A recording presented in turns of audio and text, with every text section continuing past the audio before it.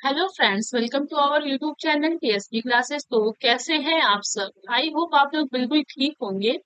तो आज की क्लास में हम डिस्कस करेंगे आपके यूपी डीएलएड थर्ड सेमेस्टर का आपका जो पेपर 2 है, यानी कि समावेशी शिक्षा।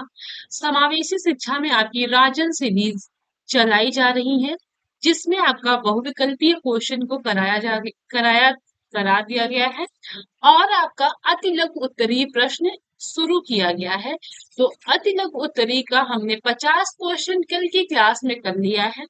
आज से हम जो है अगली क्लास सॉरी अगले क्वेश्चंस को जो है डिस्कस करेंगे। तो देखते हैं।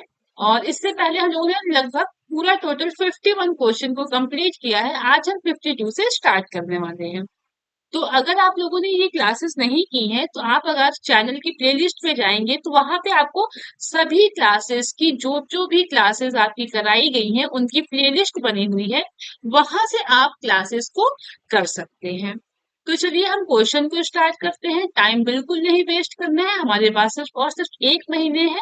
तो उसमें हमें जी तोड़ के पढ़ना है, ताकि जो बच्चे नहीं भी पढ़े हैं उनका भी अच्छा नंबर या अच्छे परसेंटेज आ जाए। ठीक। तो सबसे पहला क्वेश्चन है आपका, डाइट के कोई दो उद्देश्य लिखिए। यानी पूछ रहा है क्वेश्चन में डाइट के आपके दो उद्देश्य लिखना है। तो पहला उद्देश्य क्या है वो देखते हैं। अनौपचारिक शिक्षा केंद्रों के अनुदेशकों एवं पर्यवेक्षकों के लिए सेवा पूर्ण प्रशिक्षण की व्यवस्था करना। यानी आपके अनौपचारिक शिक्षा केंद्र के लिए आपके जो अनुदेशक है, ठीक, पर्यवेक्षक है, उनकी जो है प्रशिक्षण यानी उनकी ट्रेनिंग की व्यवस्था कराना आपकी डाइट का पहला मतलब कि ये उद्देश्य है। बहुत सारे उद्देश्य हैं, आप कोई भी दो लिख सकते हैं। अगला है आपका शिक्षण प्रशिक्षण संस्थानों को निर्देश देना। यानी आपके जो शिक्षण प्रशिक्षण संस्थान है उनको गाइडेंस देना। ठीक, ये आपके डाइट के दो उद्देश्य हैं। अगला है आपका निरीक्षण प्रणाली में सुधार के कोई दो सुझाव लिखिए। यानी आपकी जो निरीक्षण प्रणाली है इसमें क्या सुधार होने चाहिए उनका दो सुझाव लिखना है। तो पहला है आपका निरीक्षण सतत होना चाहिए। यानी आपका जो निरीक्षण है वो कंटिन्यूअस होना चाहिए, लगातार होना चाहिए, सतत होना चाहिए। ठीक। अगला है आपका निरीक्षण केवल बाह्य रूप में ना हो बल्कि आंतरिक स्थितियों का भी होना चाहिए। आपका जो निरीक्षण है सिर्फ बाहरी रूप में ना हो बल्कि आंतरिक स्थितियों में भी होना चाहिए। ठीक। ये आपका निरीक्षण संस्थान में सुधार के ये आपके दो सुझाव हैं। बढ़ते हैं अगले प्रश्न की ओर। अगला प्रश्न है आपका, विशिष्ट बालकों की दो विशेषताएं बताइए। तो विशिष्ट बालकों की प्रमुख विशेषता है कि वे कक्षा के सामान्य स्तर के बालकों के साथ समायोजित नहीं हो पाते हैं। यह बालक प्रतिभावान भी होते हैं तथा मंद बुद्धि भी होते हैं। ठीक। आपके जो विशिष्ट बालक है इनकी प्रमुख विशेषता ये है कि ये जो आपके कक्षा के बच्चे होते हैं ना, जो सामान्य बच्चे होते हैं, उनके साथ ही आपके विशिष्ट बच्चे समायोजन नहीं कर पाते हैं। ठीक।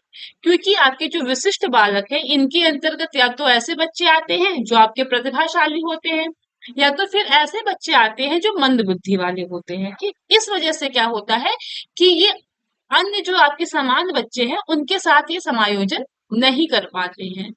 अगला है आपका, देखते हैं विशिष्ट बालकों में निम्न विशेषताएं होती हैं।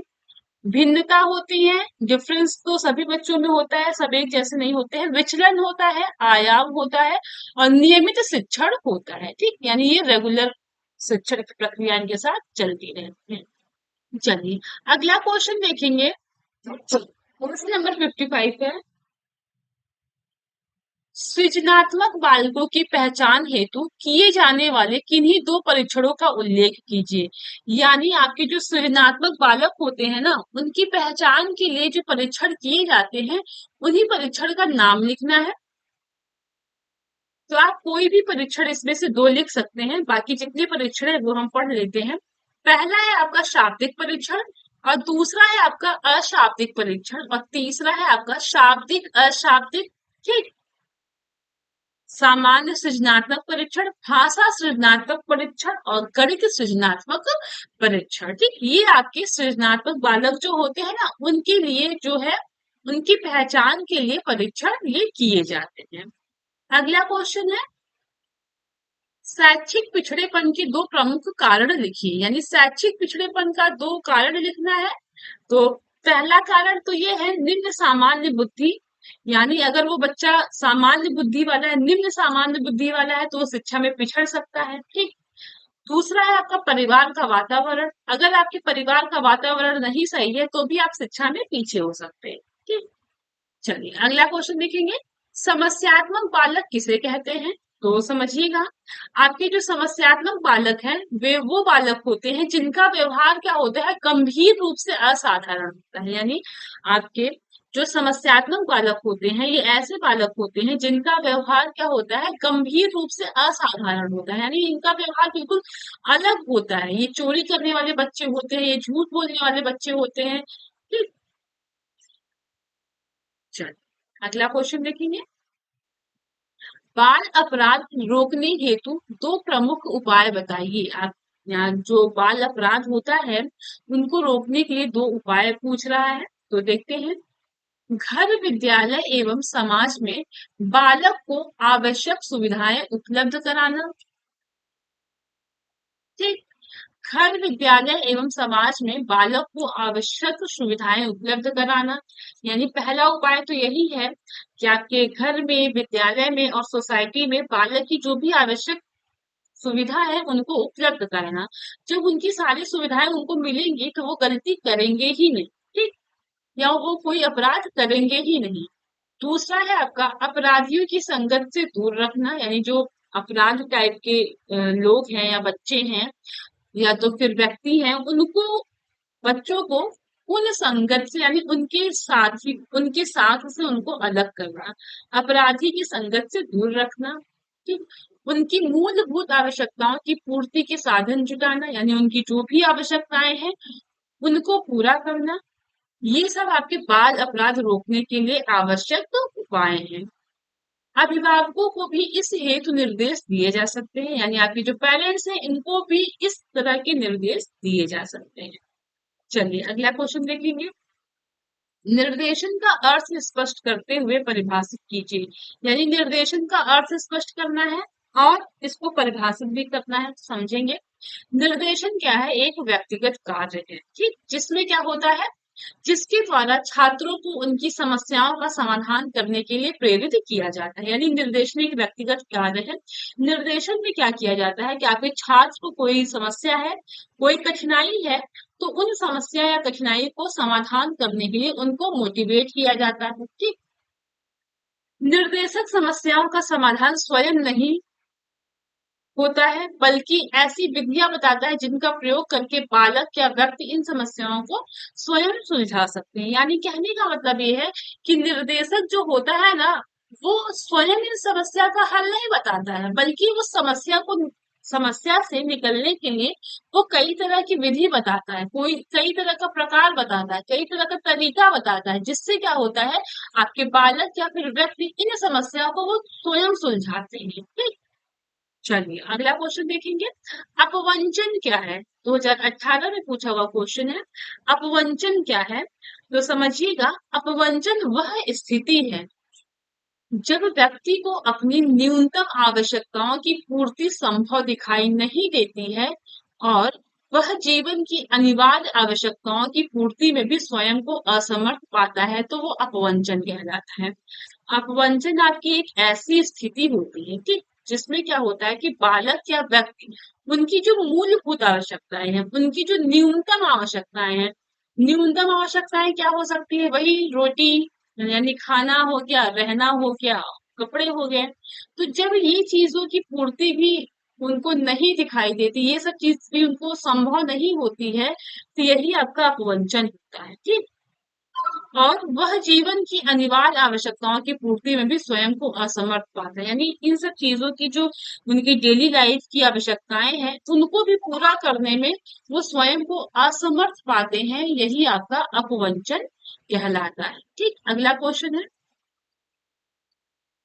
एक अध्यापक दृष्टिबाधित बच्चे की पहचान कैसे करेगा? यानी आपको, एक टीचर है, उनकी क्लास में कोई दृष्टिबाधित बच्चा है मान लीजिए, और टीचर नया है और उसको नहीं पता है, तो वो कैसे पहचानेगा कि उनके क्लासरूम में ये बच्चे दृष्टिबाधित हैं? तो देखते हैं कैसे पहचानेंगे।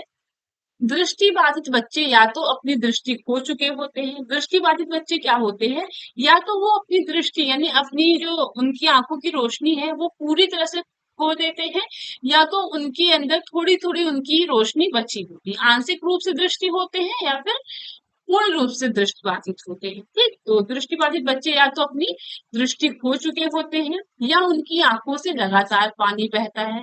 यानी इस तरह के जो बच्चे होते हैं दृष्टिबाधित बच्चे, उनकी आंखों से क्या होता है, लगातार पानी बहता रहता है। ठीक, और वे अपनी आंखों को क्या करते हैं, बार बार हाथों से मलते हैं। ठीक है, और इस तरह के बच्चों की जो आंखें होती है ना, उनमें लालिमा होती है, यानी उनकी जो आंख होती है वो बिल्कुल रेडिश हो जाती है, लाल हो जाते हैं।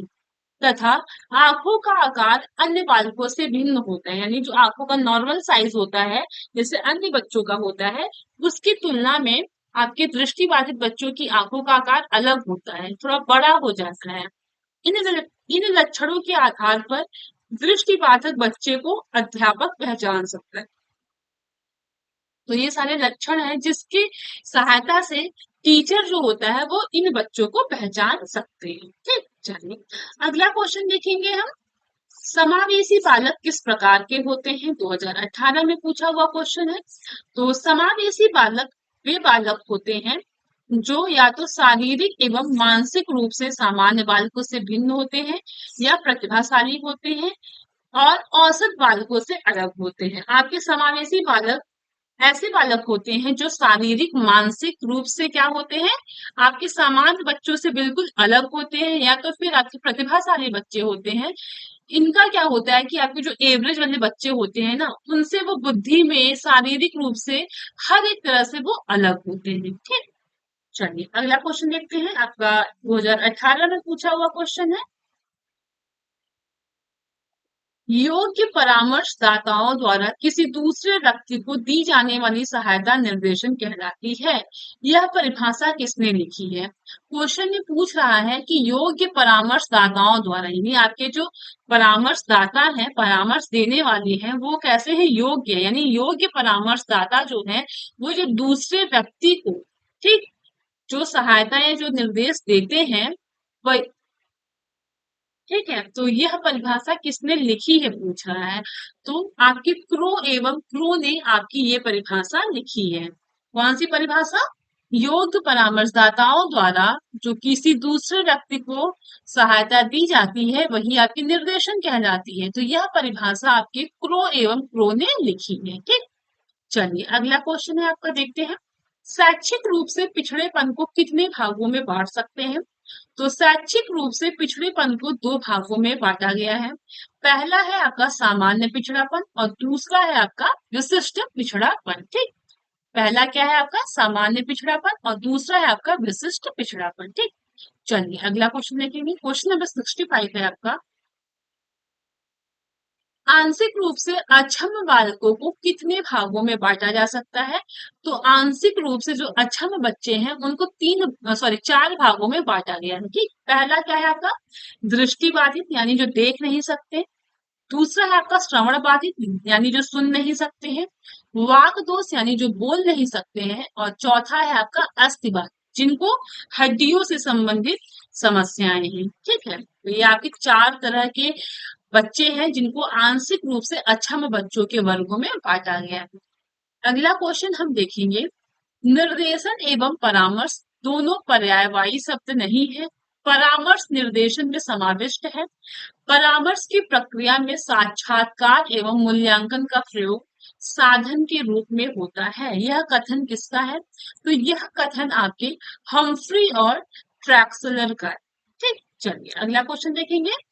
2018 में पूछा हुआ क्वेश्चन है, डायट के दो विभागों के नाम लिखिए। तो डायट के दो विभागों के नाम है आपका, कोई भी आप दो विभाग लिख सकते हैं।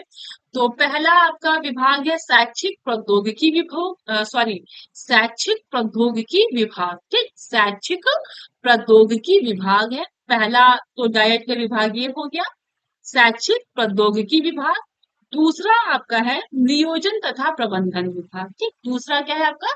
नियोजन तथा प्रबंधन विभाग। ठीक, चलिए अगला क्वेश्चन है आपका क्वेश्चन नंबर 68। आपका 2018 में पूछा हुआ क्वेश्चन है। पूछ रहा है कि परामर्श की कोई एक परिभाषा लेखक के नाम सहित लिखी, यानी आपको परामर्श की एक डिफिनीशन लिखनी है और लेखक के नाम के साथ कि किस लेखक ने कौन सी परामर्श की परिभाषा दी है। तो पहला सॉरी देखते हैं आपका परामर्श की परिभाषा। तो एबिन्सन के अनुसार, ये आपके लेखक हैं, इनके अनुसार परामर्श क्या है वो हम समझेंगे। तो परामर्श दो व्यक्तियों के संपर्क की उन सभी स्थितियों का समावेश करता है जिनमें एक व्यक्ति को उसके स्वयं के एवं वातावरण के बीच प्रभावकारी समायोजन प्राप्त करने में सहायता की जाती है। यानी कहने का मतलब ये है कि परामर्श दो व्यक्तियों के संपर्क की उन सभी स्थितियों का समावेश करता है जिसमें क्या होता है कि एक व्यक्ति को उसके स्वयं के एवं वातावरण के बीच प्रभावकारी समायोजन प्राप्त करने में सहायता मिलती है। ठीक, चलिए अगला क्वेश्चन देखिएगा 2019 में पूछा हुआ है। पूछ रहा है कि मंद बुद्धि बालकों के शिक्षक के दो गुण बताइए। तो देखिएगा आपके चाहे जिस तरह के बच्चों का शिक्षक का गुण पूछे, शिक्षक का गुण क्या होना चाहिए इसको समझ लीजिए, चाहे फिर वो जिस तरह के बच्चों के लिए पूछे। आपका जो शिक्षक हो ना वो अच्छी तरीके से ट्रेन हो, यानी प्रशिक्षित। ठीक, पहला क्या है कि टीचर क्या हो? प्रशिक्षित हो। और दूसरा जो है वो सबसे महत्वपूर्ण गुण है कि टीचर के अंदर धैर्यशील हो, यानी टीचर पेशेंस वाला हो। ठीक है जी। अगला क्वेश्चन देखते हैं 2019 से पूछा हुआ है। प्रतिभाशाली बालक की एक परिभाषा बताइए। तो देखते हैं आपके प्रेम पसरीचा जी के अनुसार प्रतिभावान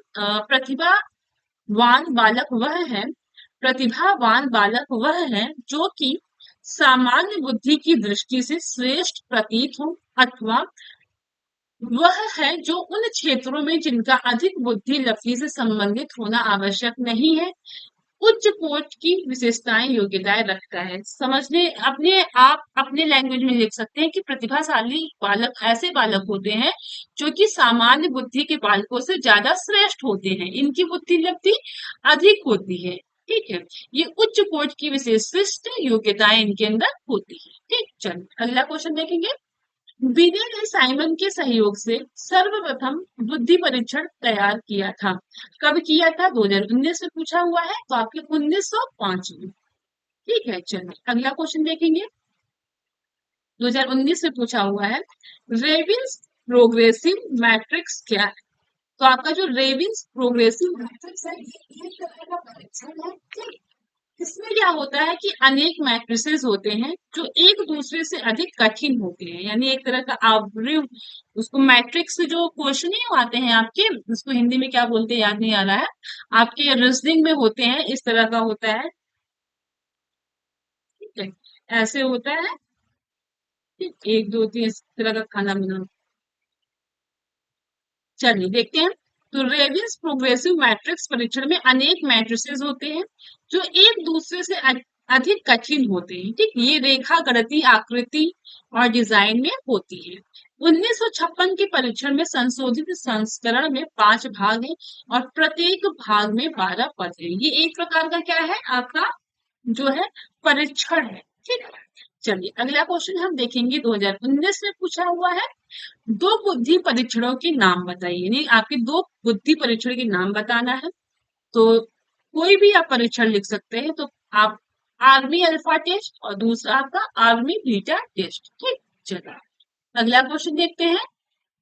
2019 में पूछा हुआ है परामर्शदाता के 4 गुण बताइए। तो परामर्शदाता के 4 गुण बताना है। तो पहला गुण देखते हैं, उपबोध की समस्याओं को समझकर उनसे मुक्ति दिलाने में मदद करनी चाहिए। यानी आपके परामर्शदाता का गुण पूछ रहा है, तो परामर्शदाता का पहला गुण ये है कि आपका जो उपबोध यानी आपका परामर्श लेने वाला जो है उसकी समस्याओं को समझना और उसको समस्या को समझकर उन समस्याओं से मुक्ति दिलाने में मदद करना चाहिए। ठीक, अगला आपका गुण है उसे ऐसे उपाय बताने चाहिए जिससे उसकी शैक्षणिक उपलब्धि में वृद्धि हो जाए। यानी आपको परामर्शदाता को क्या करना है कि ऐसे उपाय बताना है जिससे क्या हो कि उसकी जो भी समस्याएं हैं वो खत्म हो जाए। ठीक।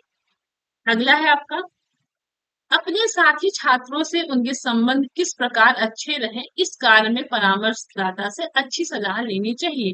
कहने का मतलब है कि परामर्शदाता को ये भी सलाह देनी चाहिए कि उनके जो छात्र हैं या उनके जो साथी हैं उनसे किस प्रकार से उनके अच्छे संबंध होने चाहिए। ठीक। अगला है आपका, उनके व्यवहार में क्या वास्तव में कुछ कमियां हैं, इसका सही आभास उन्हें कराना चाहिए। ये आपके परामर्शदाता के 4 गुण हैं। ठीक। अगला क्वेश्चन देखेंगे। क्वेश्चन नंबर 75 है आपका, परामर्श प्रक्रिया के प्रमुख अंग बताइए। देखिएगा, परामर्श प्रक्रिया के प्रमुख अंग बताना है तो परामर्श के लक्ष्य और उपबोध एवं परामर्शदाता। ठीक है, यहाँ पे तीसरा अंग ये भी हो सकता है कि परामर्शग्राही। ठीक। पहला तो लक्ष्य यानी जो समस्या है, और दूसरा जो परामर्श दे रहा है, और तीसरा जो परामर्श दे रहा है। ये आपके परामर्श प्रक्रिया के प्रमुख अंग है। आई बात समझ में? तो देख सकते हैं इसको आगे। दूसरों शब्दों में कहा जा सकता है कि परामर्शदाता एवं उपबोध के सामाजिक, धार्मिक एवं राजनीतिक प्रवेश में जो मूल्य एवं आदर्श प्रचलित होंगे उनके अनुसार ही परामर्श के लक्ष्यों का निर्धारण होगा। ठीक। चलिए अगला क्वेश्चन देखेंगे। सृजनात्मकता के प्रमुख तत्व बताइए, यानी पूछ रहा है आपकी सृजनात्मकता के प्रमुख तत्व बताना है कि आपकी मेन मेन क्या तत्व है। ठीक है, तो पहला तत्व तो है आपका मौलिकता है। सृजनात्मकता का जो पहला तत्व है वो मौलिकता है। दूसरा आपका प्रवाह क्षमता है। तीसरा आपका लचीलापन है। चौथा आपका विस्तार की क्षमता है, और पांचवा जो है वो आपका पुनः परिभाषीकरण है। और छठा है आपका समस्या की अनुभूति। ये सब आपके सृजनात्मकता के प्रमुख तत्व हैं। ठीक है, अगला क्वेश्चन देखेंगे। मंद बुद्धि बालकों की बुद्धि लब्धि कितनी होती है? तो मंद बुद्धि बालकों की बुद्धि लब्धि कितनी होती है ये पूछा जा रहा है। तो आपके जो मंद बुद्धि बालक होते हैं ना, उनकी जो बुद्धि लब्धि है वो 25 से 70 के बीच होती है। कितना होता है? 25 से 70 के बीच। ठीक है, अगला क्वेश्चन देखेंगे।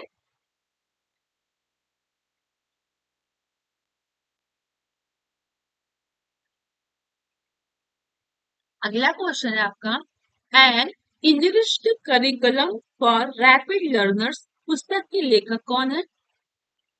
तो आपके an enriched curriculum for rapid learners पुस्तक के लेखक है आपके लता यस फॉलिंगवर्थ। ठीक, कौन? लता यस फॉलिंगवर्थ, ये आपके इस पुस्तक के लेखक हैं। ठीक, याद कर लीजिएगा, मे भी एग्जाम में पूछ सकता है। अगला क्वेश्चन है आपका, एजुकेशनल एंड वोकेशनल गाइडेंस का लेखक बताइए। आपके एजुकेशनल एंड वोकेशनल गाइडेंस के लेखक आपके यस के कोचर जी हैं। ठीक, चलिए अगला क्वेश्चन है, सामान्य बच्चों की बुद्धि लब्धि कितनी होती है? तो 90 से 110 तक की बुद्धि लब्धि आपके सामान्य बच्चों की होती है। अगला है आपका, प्रतिभाशाली बच्चों की बुद्धि लब्धि कितनी होती है? तो प्रतिभाशाली बच्चों की जो बुद्धि लब्धि है वो 140 से अधिक होती है। ठीक, अगला क्वेश्चन देखेंगे। पर्यवेक्षण का क्या अर्थ है? 2022 में पूछा है, तो पर्यवेक्षण का अर्थ क्या है वो देखेंगे। तो पर्यवेक्षण क्या होते हैं कि विद्यालय की जो गतिविधियां होती है उनका वो मूल्यांकन करते हैं। इसकी सहायता से क्या होता है, यानी पर्यवेक्षण की सहायता से अध्यापक की कार्य कुशलता को बढ़ाया जाता है। ठीक है, पर्यवेक्षण द्वारा शिक्षण अधिगम प्रक्रिया में सुधार लाया जाता है। आपका पर्यवेक्षण क्या होता है कि विद्यालय की जो गतिविधियां होती है ना उनका मूल्यांकन किया जाता है, और जब चीजों का मूल्यांकन किया जाएगा तो चीजें बेहतर होती हैं। पर्यवेक्षण की सहायता से क्या होता है कि टीचर की जो कार्य कुशलता है उसको बढ़ाया जाता है। ठीक, पर्यवेक्षण के द्वारा जो शिक्षण अधिगम प्रक्रिया है उसमें सुधार लाया जाता है। चलिए अगला क्वेश्चन देखेंगे। 2022 में पूछा हुआ है, निदान में समस्या का पता लगाते हैं तथा उपचार में समस्या का समाधान करते हैं, यानी निदान एवं उपचार को समझाइए। क्वेश्चन में पूछ रहा है कि निदान एवं उपचार को समझाइए। तो निदान में क्या होता है? समस्या का हम पता लगाते हैं, और उपचार में उसी समस्या का समाधान करते हैं, इन द सिंपल वे। ठीक, अगला क्वेश्चन है आपका, पर्यवेक्षण एवं निरीक्षण में अंतर बताइए। तो पर्यवेक्षण में क्या होता है ना कि केवल गुणवत्ता पर ध्यान दिया जाता है। पर्यवेक्षण में क्या होता है, सिर्फ और सिर्फ गुणवत्ता पर ध्यान दिया जाता है। लेकिन आपके निरीक्षण में क्या होता है, गुण एवं दोष दोनों को इंगित किया जाता है। पर्यवेक्षण में सिर्फ और सिर्फ क्वालिटी पे ध्यान दिया जाता है, सिर्फ गुणवत्ता पे ध्यान दिया जाता है। लेकिन आपके निरीक्षण में क्या होता है कि गुण और दोष दोनों को ध्यान में रखा जाता है। अगला क्वेश्चन देखते हैं। 85 क्वेश्चन है, 2022 में पूछा हुआ है। मनोविज्ञान शाला उत्तर प्रदेश में कब और कहाँ स्थापित किया गया? तो आपका जो मनोविज्ञान शाला है वो उत्तर प्रदेश के इलाहाबाद में स्थापित किया गया, वो भी सन 1947 में। ठीक है। अगला क्वेश्चन है। अब इलाहाबाद वाले कौन कौन है, कमेंट के थ्रू बताएंगे कि इलाहाबाद जिले से कौन कौन है। चलिए अगला क्वेश्चन है आपका, परामर्श में सहयोग देने वाली दो संस्थाओं के नाम। आपकी जो परामर्श है उसमें जो सहयोग देने वाली संस्था है उसका दो नाम लिखना है। तो आपका डायट है, जिला चिकित्सालय है और मनोविज्ञान शाला है। ये सब आपकी ऐसी संस्था है जो परामर्श में सहयोग देती है। ठीक। अगला क्वेश्चन है आपका 2022 और 23 में पूछा है, शिक्षण एवं निर्देशन में अंतर लिखिए। तो शिक्षण एक ऐसी प्रक्रिया है जिसमें शिक्षा प्रदान की जाती है, और जबकि निर्देशन में क्या होता है कि मार्गदर्शन प्रदान किया जाता है। ठीक है। अगला क्वेश्चन 2022 में पूछा हुआ है, शारीरिक विकलांग बालक कौन होते हैं? तो पूछ रहा है कि आपके शारीरिक विकलांग बालक कौन होते हैं। तो समझिएगा, ऐसे बच्चे जो अस्थिबाधित है, दृष्टि बाधित है, श्रवण बाधित है अथवा मूक बधिर है, वो बच्चे आपके शारीरिक विकलांग बालक कहलाते हैं। ठीक। अगला क्वेश्चन है आपका, पिछड़ापन मापने की इकाई क्या होती है? तो पिछड़ापन मापने की इकाई आपकी बुद्धि लब्धि है। आपका 2022 में पूछा हुआ क्वेश्चन है। अगला क्वेश्चन है, अपंगता के दो कारण बताइए। ये भी आपको 2022 में पूछा हुआ है। तो अपंगता का दो कारण ये है, या तो जन्मजात भी होता है या तो दुर्घटनावश भी हो जाता है। अगला क्वेश्चन है आपका 2022 में पूछा है, समावेशी शिक्षा का सूक्ष्म आशय बताइए। तो समावेशी शिक्षा का सूक्ष्म आशय यही है कि शिक्षा का सार्वभौमिकता। ठीक। समावेशी शिक्षा का सूक्ष्म आशय क्या है, शिक्षा की सार्वभौमिक। ठीक है। चलिए अगला क्वेश्चन देखेंगे। 92, आवाज की समस्या का दोष क्या है? 2022 में पूछा है। तो आवाज की समस्या वह होती है जबकि एक व्यक्ति को यह समझ नहीं आता है कि किन परिस्थितियों में उसको ऊंचा बोलना है और किस परिस्थिति में उसे नीचा बोलना है। यानी आवाज की समस्या क्या होता है कि व्यक्ति को या बालक को यह नहीं समझ में आता है कि कहाँ हमें ऊंचे स्वर में बोलना है और कहाँ हमें नीचे स्वर में बोलना है। तो यही आपकी आवाज की समस्या होती है। अगला क्वेश्चन देखिएगा, आपका 2018 में भी पूछा है, 19 में भी और 22 में भी। क्वेश्चन कैसे बना है, बुद्धि लब्धि से आप क्या समझते हैं? बुद्धि परीक्षण हेतु निर्धारित सूत्र लिखिए। शैक्षिक उपलब्धि का सूत्र बताइए। शैक्षिक उपलब्धि का आएगा तो भी आपको बुद्धि लब्धि का ही सूत्र बनेगा। तो देखते हैं, मानसिक आयु तथा वास्तविक आयु के अनुपात में 100 से गुणा करने पर जो अंक प्राप्त होता है उसे बुद्धि लब्धि कहा जाता है। ये आपका फॉर्मूला है, बुद्धि लब्धि इक्वल टू मानसिक आयु बटे वास्तविक आयु गुणे 100। ये आपका आराम से एक नंबर मिल जाएगा। अगला क्वेश्चन है आपका, शैक्षिक रूप से पिछड़े बच्चों की परिभाषा सिरिल बर्ड के अनुसार लिखिए।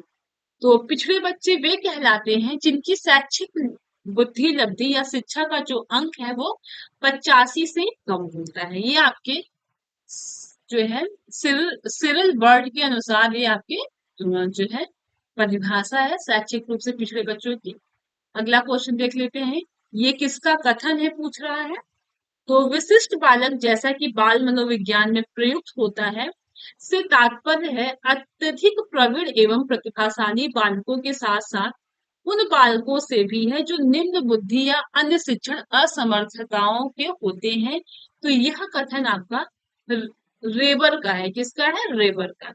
अगला क्वेश्चन देखेंगे, पिछड़े बच्चों से आप क्या समझते हैं?